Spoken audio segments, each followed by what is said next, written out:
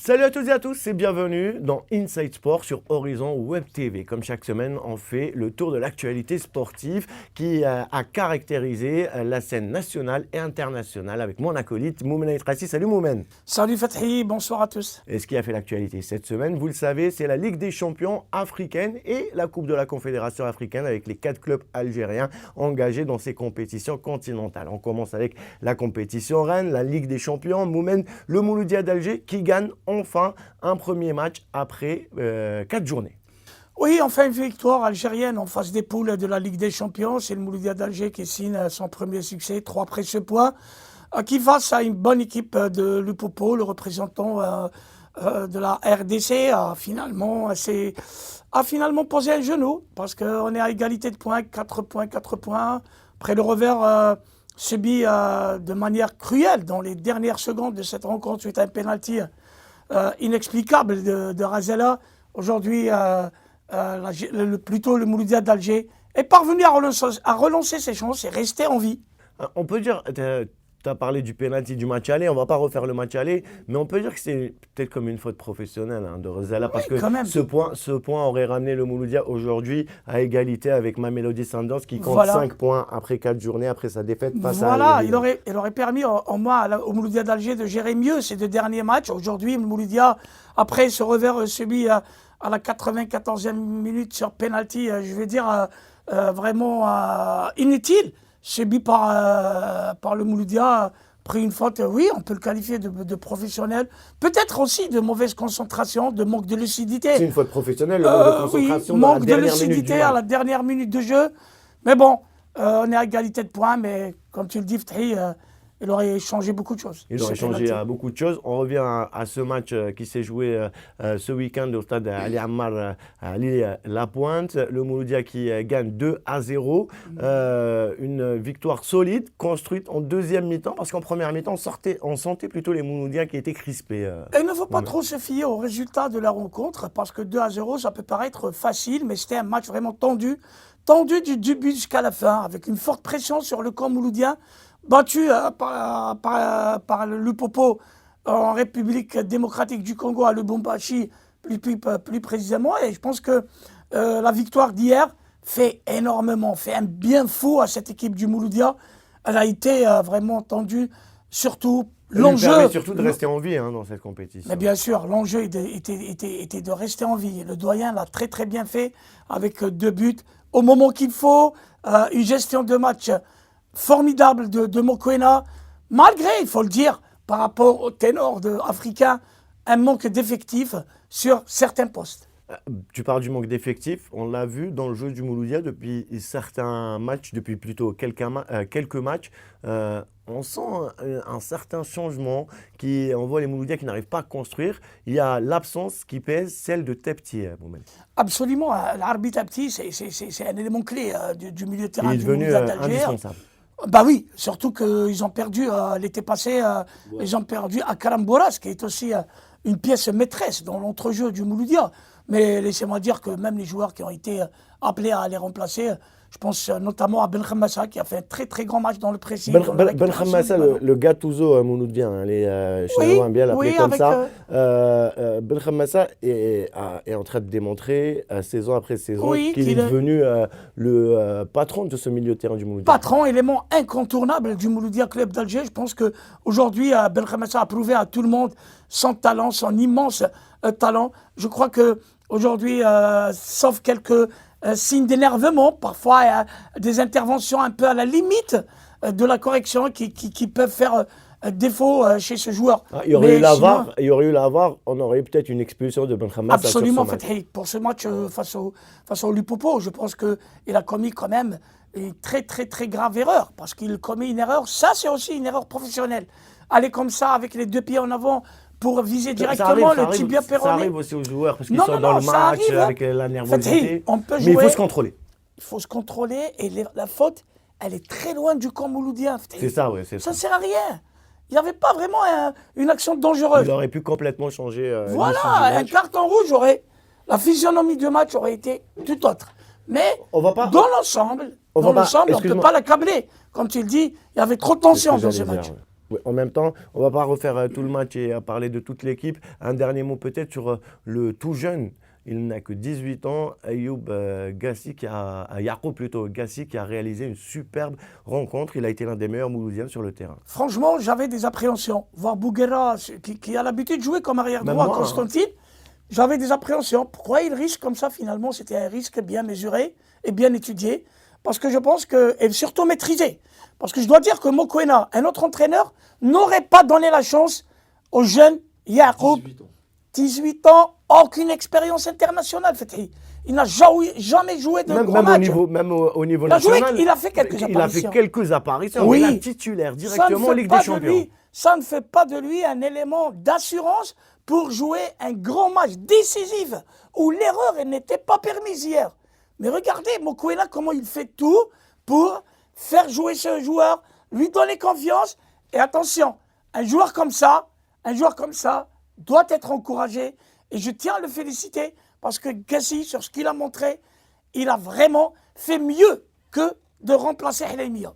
Pour le Mouloudia, dernier mot, parce qu'on a passé beaucoup de temps sur le Mouloudia, il va falloir gagner ce vendredi face à El Hilal du Soudan.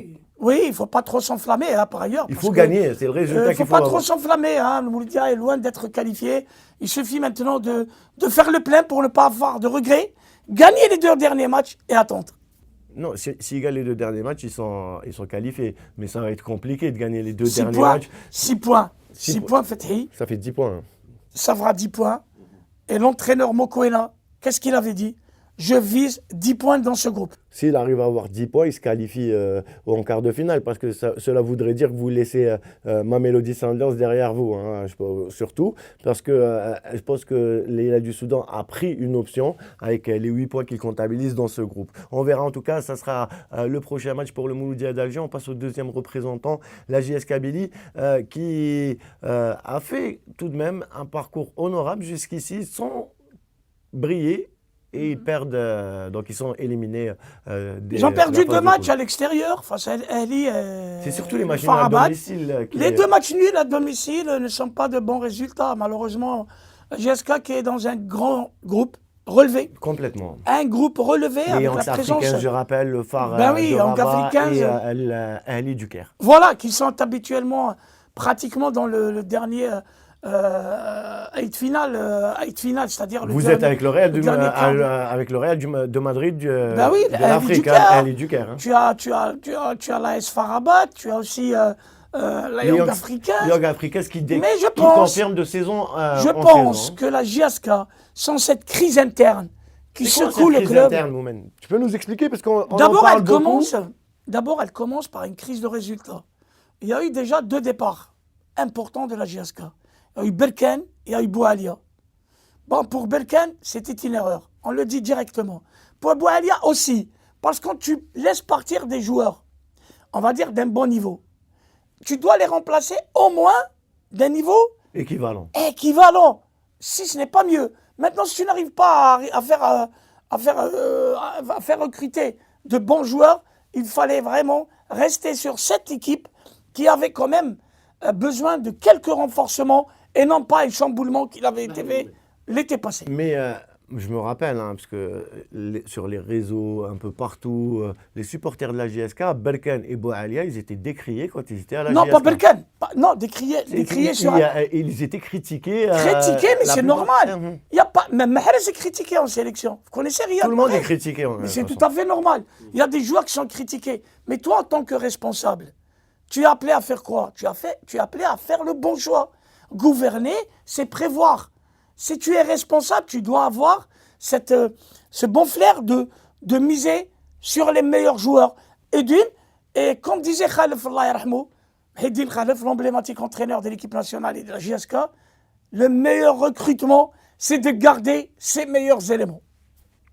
Et on va passer à une autre compétition, la Coupe de la Confédération africaine, avec les 2 représentants algériens qui, dans cette compétition, marche plutôt fort. Ça marche bien pour les clubs algériens, la Coupe de la CAF déjà. Oui, bien sûr, c'est un peu notre niveau. On va, sans vouloir dénigrer ou diminuer du niveau de nos clubs, mais c'est une réalité palpable sur le terrain, on peut la vérifier.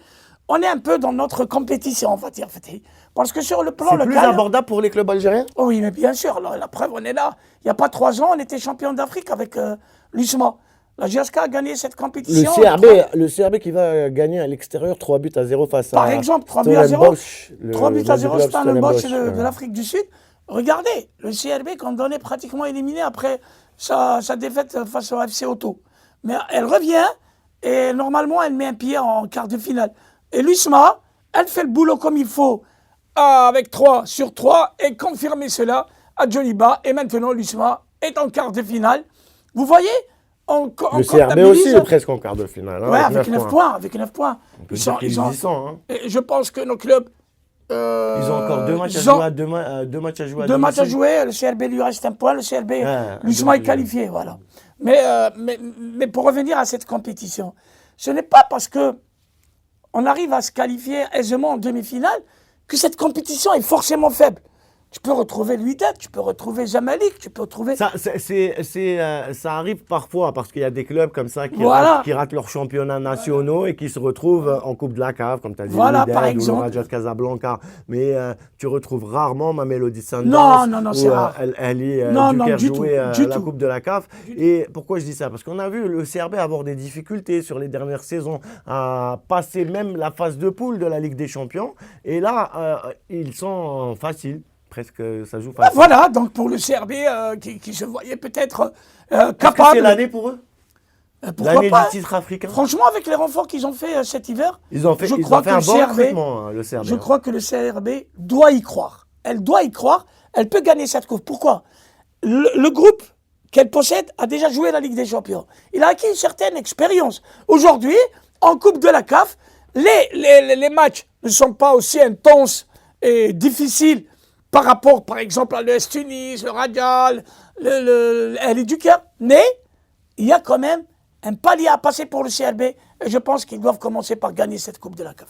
Voilà, donc ça c'était pour les compétitions continentales et la représentation algérienne. On finit avec cette info qui est tombée il y a quelques heures sur les réseaux avec la ministre déléguée sud-africaine qui a déclaré que l'Afrique du Sud allait remplacer le Maroc pour l'organisation de la CAN féminine, alors qu'on n'est qu'à 2 mois de cette CAN. Je rappelle que l'Algérie est dans le même groupe que le Maroc et que dans ce cas-là, si réellement le Maroc se désiste et n'organise pas la CAN, il doit y avoir des sanctions.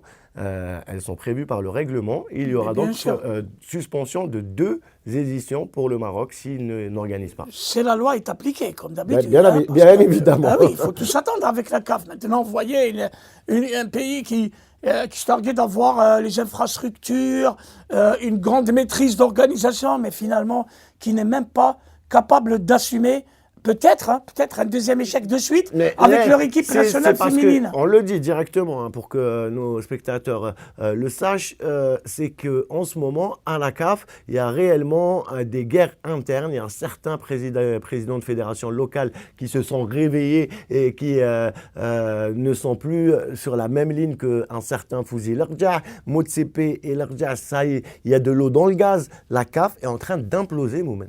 Mais oui. Il y a des gens qui se révoltent.